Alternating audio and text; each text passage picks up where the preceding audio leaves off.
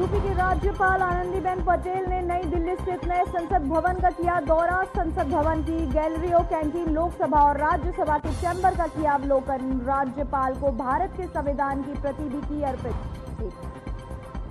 वक्फ अधिनियम 2025 के संवैधानिक वैधता की चुनौती देने वाली याचिका पर हुई सुनवाई। सुप्रीम कोर्ट ने केंद्र को 7 दिनों का दिया वक्त। अगली सुनवाई तक बनी रहेगी यथास्थिति।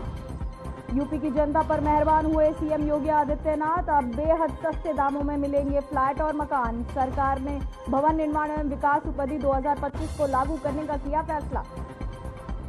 यूपी के डिप्टी सीएम ब्रजेश पाठक ने गोरखपुर में स्वास्थ्य विभाग के अधिकारियों संघ की समीक्षा बैठक में जन कल्याणकारी योजनाओं को क्रियान्वयन की समीक्षा की गई। अधिकारियों को दिए गए सख्त निर्देश। अयोध्या में भीषण गर्मी का प्रकोप। गर्मी से राहत दिलाने के लिए श्रद्धालुओं पर सरयू नदी के जल का किया जा रहा छिड़काव।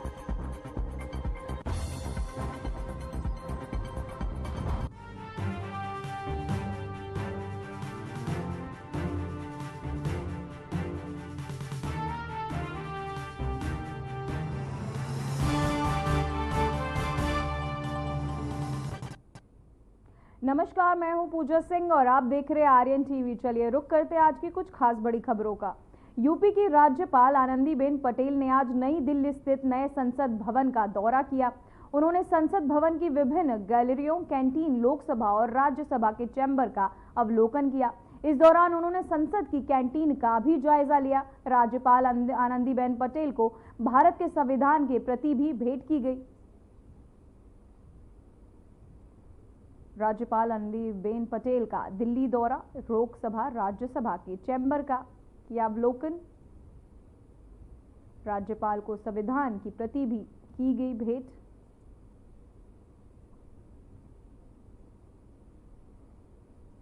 तो वह उत्तर प्रदेश के मुख्यमंत्री योगी आदित्यनाथ ने आम जनता को बड़ी राहत देते हुए राज्य में सस्ते दामों पर फ्लैट और मकान उपलब्ध कराने की योजना को हरी झंडी दे दी है। सरकार ने इस नई पहल के मध्य वर्गीय और निम्न आय वर्ग के लोगों को किफायती आवास मिल सकेगा। योजना के तहत हाउसिंग बोर्ड और विकास प्राधिकरण के माध्यम से विभिन्न शहरों में सब्सिडी रेट और फ्लैट और मकानों का आवंटन किया जाएगा। बता दें कि सरकार का उद्देश्य है कि राज्य में हर परिवार को सुरक्षित और सुलभ आवास मिले।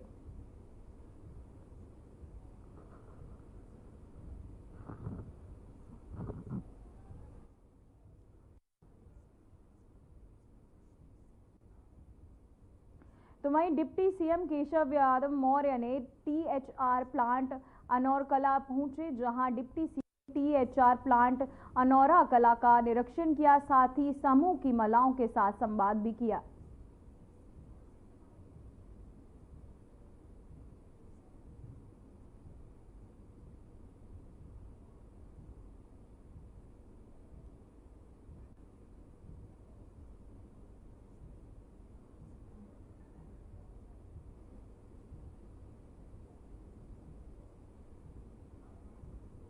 तो वहीं उप मुख्यमंत्री ब्रजेश पाठक ने गोरखपुर में स्वास्थ्य विभाग के अधिकारियों के साथ समीक्षा बैठक की। इस बैठक में जनपद में स्वास्थ्य सेवाओं की स्थिति, अस्पतालों में व्यवस्थाएं, दवाइयों की उपलब्धता और जन कल्याणकारी योजनाओं के क्रियान्वयन की समीक्षा की गई। वहीं डिप्टी सीएम ने अधिकारियों को सख्त निर्देश दिए कि स्वास्थ्य सेवाओं में पारदर्शिता और समयबद्धता सुनिश्चित की जाए। साथ ही उन्होंने कहा कि मरीजों को बेहतर सुविधाएं उपलब्ध कराना सरकार की प्राथमिकता है और इस कार्य में लापरवाही किसी भी सूरत में स्वीकार नहीं की जाएगी। साथ ही बैठक में जिलाधिकारी, मुख्य चिकित्सा अधिकारी समेत स्वास्थ्य विभाग के वरिष्ठ अधिकारी भी मौजूद रहे।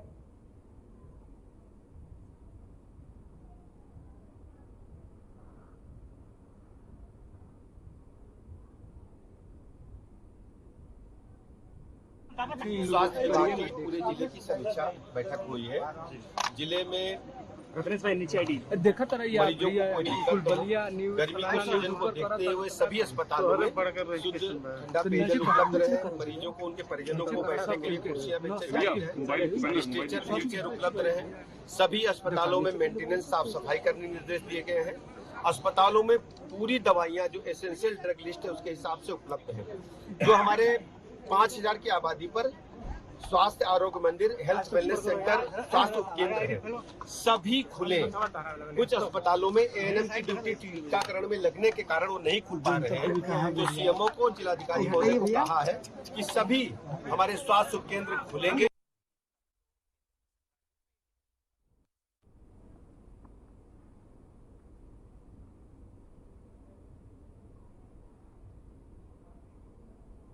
इसके अलावा डिप्टी सीएम ब्रजेश पाठक बलिया दौरे पर पहुंचे, जहां उन्होंने सामुदायिक स्वास्थ्य केंद्र का निरीक्षण किया और स्वास्थ्य कर्मियों, जिलाधिकारी व पुलिस अधीक्षक के साथ बैठक की। इसके बाद वे पूर्व सांसद वाल्मीकि त्रिपाठी के आवास पर भी जाएंगे।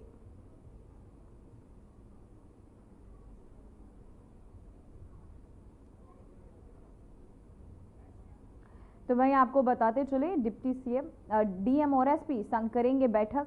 साथ ही आपको बताते चले, बलिया पहुंचे डिप्टी सीएम ब्रजेश पाठक। वहां पहुंचकर उन्होंने, डिप्टी सीएम ने किया सीएचसी का निरीक्षण। डीएम एसपी संग बैठक भी करेंगे। साथ ही आपको बताते चले, बलिया पहुंचे डिप्टी सीएम ब्रजेश पाठक।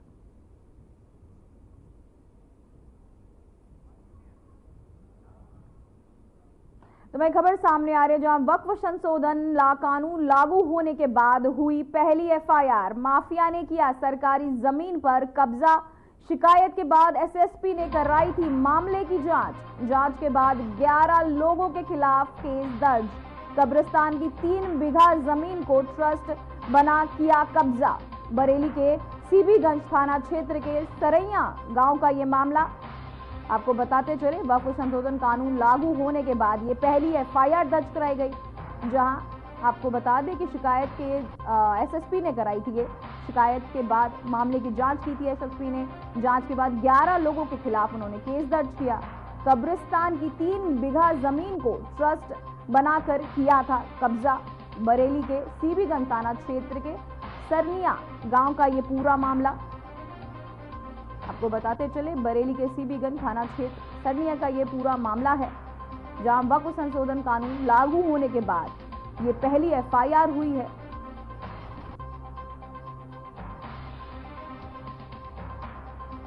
जांच के बाद 11 लोगों के खिलाफ केस दर्ज।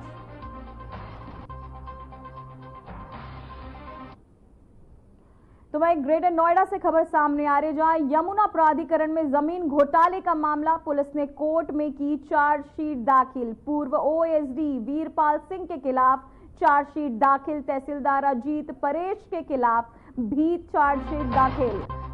आपको बताते चले, रिश्तेदारों को जमीन किसानों से दिलवाने का यह आरोप। जमीन अधिग्रहण पर अरबों रुपए का किया घोटाला। नोएडा के एसीपी प्रथम कर रहे हैं स्कैम की जांच। आपको बताते चले कि ग्रेटर नोएडा में यमुना प्राधिकरण की जमीन घोटाले का ये पूरा मामला, जहां पुलिस पूर्व ओएसडी वीरपाल सिंह के खिलाफ ये चार्जशीट दाखिल हो गई है। जमीन अधिग्रहण अरबों रुपए का किया ये घोटाला। यमुना प्राधिकरण में जमीन घोटाले का ये पूरा मामला। पुलिस ने कोर्ट में की चार्जशीट दाखिल। पूर्व ओएसडी वीरपाल सिंह के खिलाफ ये चार्जशीट दाखिल। जमीन अधिग्रहण कर अरबों रुपए का किया घोटाला।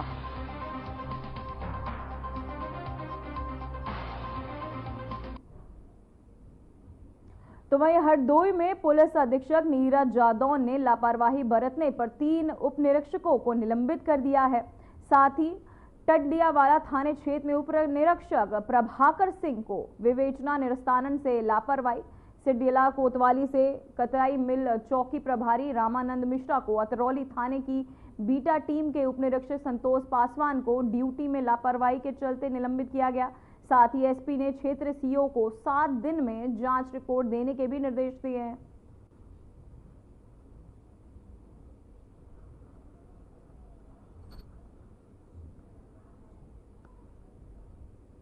हरदोई में एसपी नीरज जादौन का एक्शन। 3 उप निरीक्षक हुए सस्पेंड। पुलिस विभाग में मचा हड़कंप। हरदोई में एसपी नीरज जादौन का ये एक्शन, जहां 3 उप निरीक्षक हुए सस्पेंड।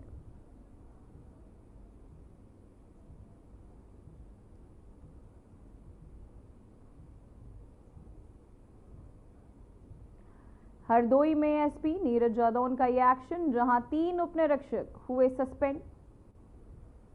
पुलिस विभाग में मचा हड़कंप। जादौन के इस एक्शन से पुलिस महकमे में यह हड़कंप मचा। 3 उपनिरीक्षक हुए सस्पेंड। पुलिस विभाग में हड़कंप का माहौल। हरदोई में एसपी नीरज जादौन एक्शन में, जांच में पाए गए दोषियों को कर रहे सस्पेंड। पुलिस विभाग में मचा सर, आपको बताते चले हड़कंप। 3 उपनिरीक्षक हुए सस्पेंड। नीरज जादौन के एक्शन मूड में आते ही 3 उपनिरीक्षकों को सस्पेंड किया गया। हरदोई में एसपी नीरज जादौन का ये एक्शन, जिसके चलते पुलिस महकमे में हड़कंप का माहौल। तो वहीं उत्तर भारत में बढ़ती गर्मी के बीच रामनगरी अयोध्या में श्रद्धालुओं को राहत देने के लिए प्रशासन ने अनोखी पहल की है। यहां भीषण गर्मी से राहत दिलाने के उद्देश्य से श्रद्धालुओं पर सरयू नदी के जल का छिड़काव किया जा रहा है। रामलला के दर्शन को आने वाले भक्तों की भीड़ को देखते हुए ये व्यवस्था खास तौर पर राम जन्मभूमि परिसर और आसपास के क्षेत्रों में की गई है। गर्मी और लू से बचाव के लिए छिड़काव वाहन और पाइपलाइन के जरिए सरयू जल का छिड़काव किया जा रहा है, जिससे श्रद्धालुओं को ठंडक और ताजगी मिल सके। भीषण गर्मी से श्रद्धालुओं को मिली राहत। सरयू जल से मिली आस्था संग ठंडक। सरयू के जल का श्रद्धालुओं पर किया जा रहा गर्मी से बचाने के लिए छिड़काव।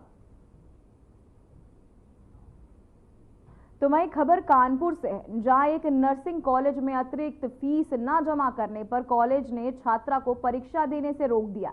परेशान होकर छात्रा ने कॉलेज के गेट पर आत्मदाह करने की कोशिश की। बता दें कि छात्रा बोतल में पेट्रोल लेकर कॉलेज गेट पर पहुंची। सूचना मिलते ही मौके पर पुलिस पहुंची। बाद में पुलिस ने समझा बुझाकर छात्रा को शांत कराया। बता दें कि ये पूरा मामला चौबेपुर थाना क्षेत्र का है।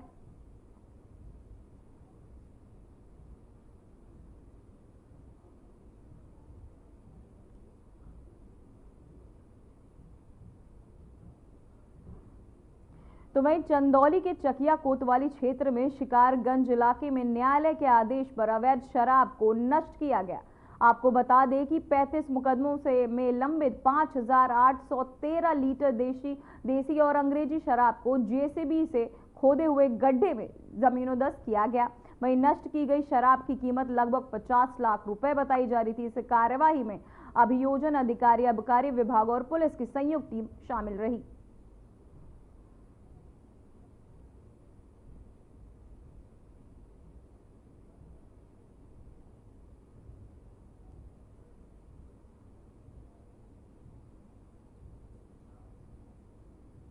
तो वहीं गाजियाबाद के लोनो में एक दिल दहला देने वाला मामला सामने आया है, जहां मैन बाजार में बुधवार रात सगे भाई ने मानसिक रूप से बीमार बहन की कैंची से गोदकर हत्या कर दी। आरोपी भाई हत्या के मामले में 27 साल बाद जेल से छूट कर आया था। आरोपी बहन से शराब के पैसे मांग रहा था। वहीं पुलिस ने आरोपी को गिरफ्तार कर लिया है।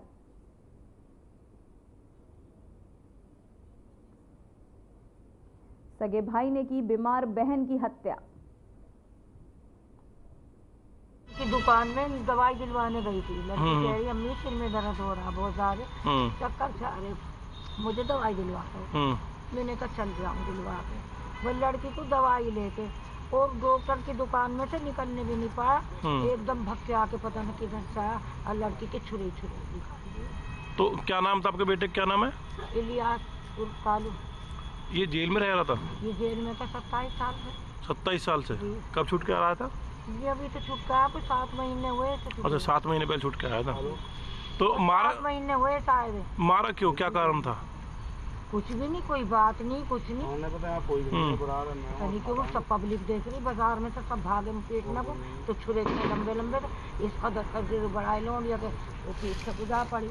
मेरी साथ में वो भी अम्मी तो सुई हुई लेके बैठ गई, बेटा हमारे घर कोई चाहिए, हमारे घर कोई। आज दिनांक 16/4/25 को थाना लोनी पर सूचना प्राप्त हुई कि एक लड़की को उसके भाई ने कैंची मारकर घायल कर दिया है। इस सूचना पर तत्काल थाना लोनी पुलिस द्वारा मौके पर पहुंचकर जानकारी की गई तो यह ज्ञात हुआ कि अफसार उम्र करीब 27 वर्ष को उसके सगे भाई इलियास उर्फ कालू ने घर से बाहर न जाने को लेकर कहासुनी होने के उपरांत पैर एवं पेट में कैंची मार दिया। घायल अफसार को अस्पताल भर्ती कराया गया, जहां से उन्हें जीटीबी अस्पताल हेतु रेफर किया गया, किंतु जीटीबी अस्पताल पर उन्हें ब्रॉड डेड घोषित कर दिया गया। पंचायतनामा की कार्रवाई करते हुए बॉडी को पोस्टमार्टम हेतु मोर्चरी भेजा गया।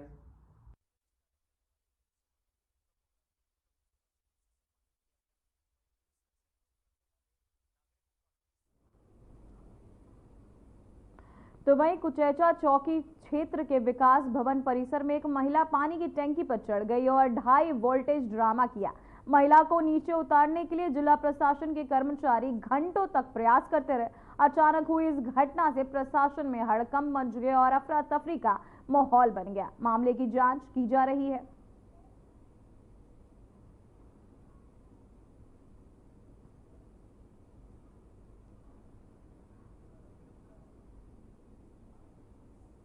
तो वहीं बैनीगंज के बैन गांव में बीते दिन युवक की हत्या के मामले में 4 और अभियुक्त गिरफ्तार किए गए। इस मामले में पुलिस पहले ही 19 अभियुक्तों को जेल भेज चुकी है और बाकी अभियुक्तों की अभी भी तलाश चल रही है। बताते चले कि बीते दिनों बेबीगंज के बैन गांव में सरपंच महावत की इसी समुदाय के लोगों ने पीट कर हत्या कर दी थी। वहीं इस मामले में पुलिस ने 12 नामजद और 25 से 30 अज्ञात अभियुक्तों के विरुद्ध मुकदमा दर्ज किया था। इस मामले में अब तक 7 महिलाओं समेत कुल 23 अभियुक्त गिरफ्तार किए जा चुके हैं।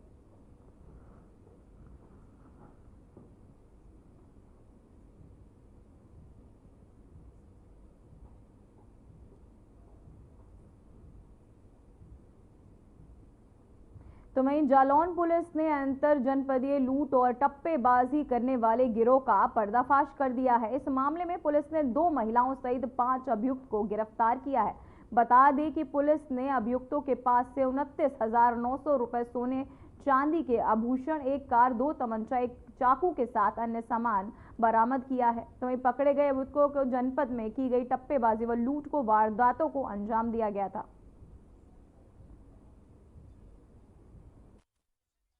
फरवरी 5, 2025 में एक थाना जालौन के कोतवाली जालौन में एक टप्पेबाजी की घटना हुई थी। तत्पश्चात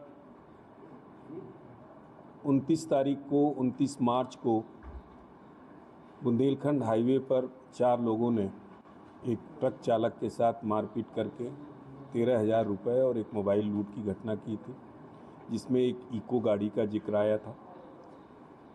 30 तारीख को कोतवाली जालौन में ही एक राहगीर महिला को अपनी गाड़ी में बिठाकर 35,000 रुपये की टप्पेबाजी की गई थी। इसमें भी इको गाड़ी का नाम आया था। ये गैंग लगातार जनपद में आपराधिक घटनाएं कर रही थी। तो वहीं बागपत जनपद में छेड़छाड़ की घटना को लेकर 2 पक्षों के बीच जमकर बवाल हो गया।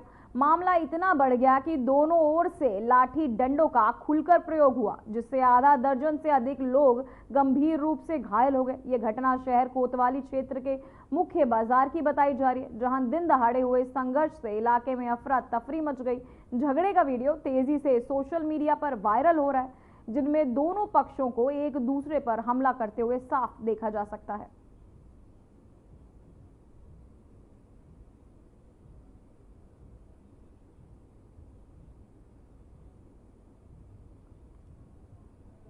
दो पक्षों के बीच जमकर हुई लाठी डंडों से मारपीट, आधा दर्जन से ज्यादा लोग घायल। झगड़े का ये वीडियो सोशल मीडिया पर तेजी से वायरल हो रहा है।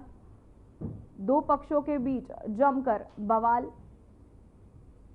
आधा दर्जन से ज्यादा लोग हुए घायल।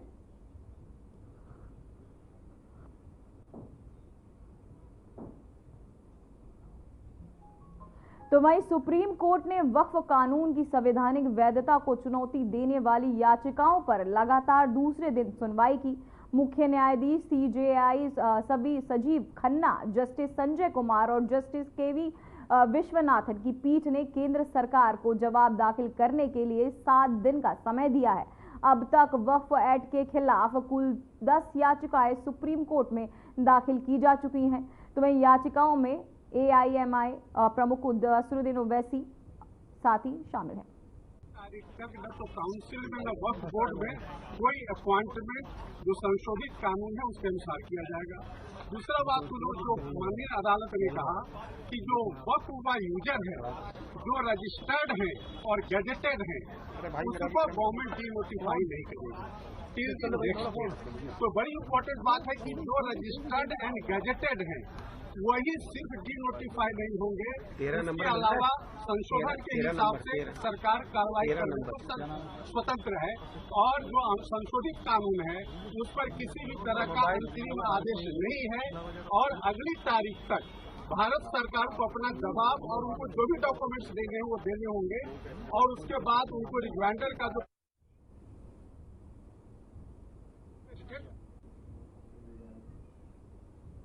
तो वहीं भारतीय परंपरा के मुताबिक मौजूदा सीजेआई अपने कार्यकाल के लिए आखिरी महीने में सुप्रीम कोर्ट के सीनियर मोस्ट जज के नाम की सिफारिश सरकार को भेजते हैं।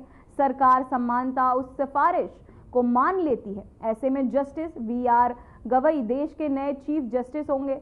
देखिए इस पर हमारी एक रिपोर्ट।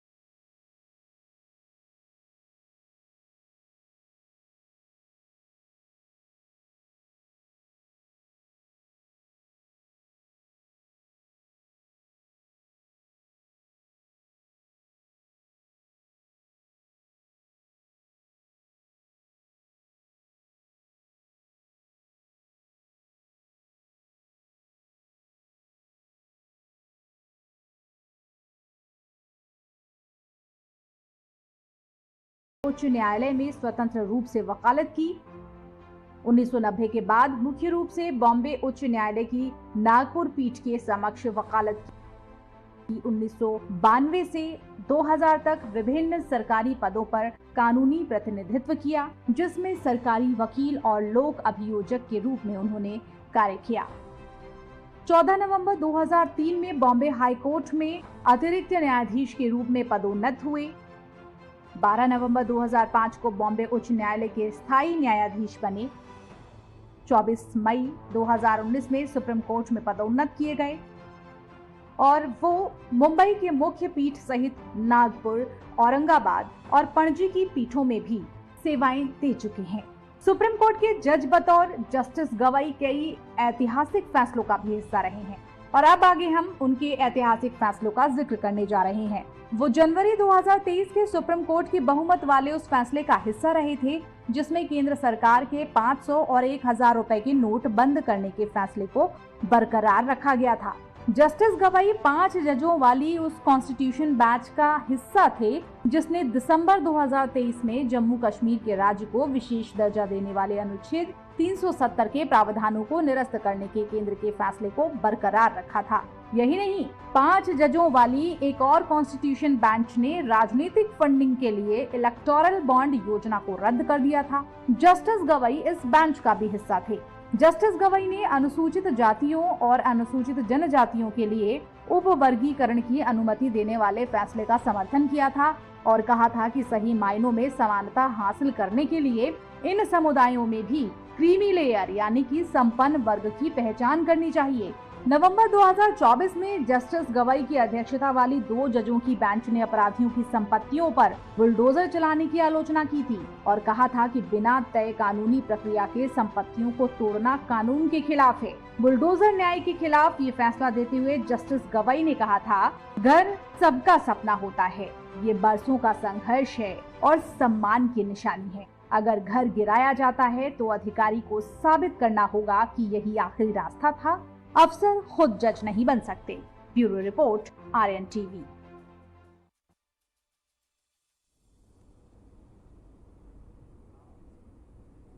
फिलहाल बुलेटिन में बस इतना ही। मुझे दीजिए इजाजत। नमस्कार।